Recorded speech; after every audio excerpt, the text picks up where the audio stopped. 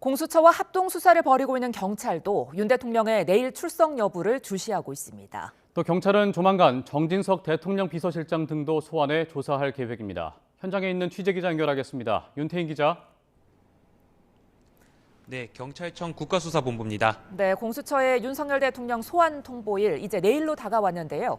앞으로 수사는 어떻게 될까요? 네, 윤석열 대통령에 대한 수사는 검찰과 경찰 그리고 고위공직자범죄수사처가 수사 경쟁을 벌였고요. 이후 경찰은 공수처와 함께 공조수사본부를 꾸렸습니다. 이어 공수처가 윤 대통령에게 3차 소환 통보를 했지만 대통령 측은 공수처 수사 자체가 불법적이라면서 반발하고 있는데요. 경찰도 윤 대통령의 출석 여부를 주시하고 있습니다.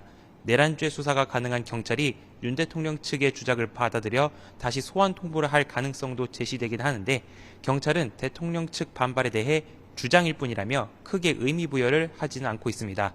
경찰이 공수처와 함께 수사를 진행하고 있는 만큼 윤 대통령의 내일 출석 여부에 따라 경찰도 향후 수사 대응 방안을 결정할 것으로 보입니다. 예, 경찰이 대통령 비서실장을 소환해서 조사한다고요?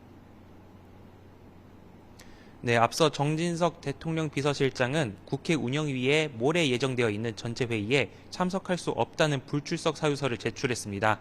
사유로는 수사기관으로부터 피고발인 신분으로 오는 30일, 그러니까 전체 회의와 같은 날에 출석하라는 통보를 받았다고 설명했습니다. 이에 따라 경찰이 모레 정 비서실장을 상대로 피고발인 조사를 벌일 것으로 보입니다.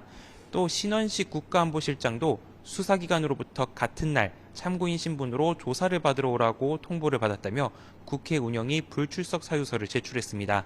앞서 더불어민주당 등은 지난 17일 정 비서실장과 신 국가안보실장 등을 내란 방조죄 혐의로 고위공직자범죄수사처에 고발했습니다. 윤 대통령의 내란 행위를 바로 옆에서 지켜봤고 대통령실 소속 최고위직 참모임에도 불구하고 내란을 묵인하고 방조했다는 주장인데 당사자인 정진석 비서실장 등은 받아들일 수 없다는 입장입니다. 지금까지 경찰청 국가수사본부에서 YTN 윤태인입니다.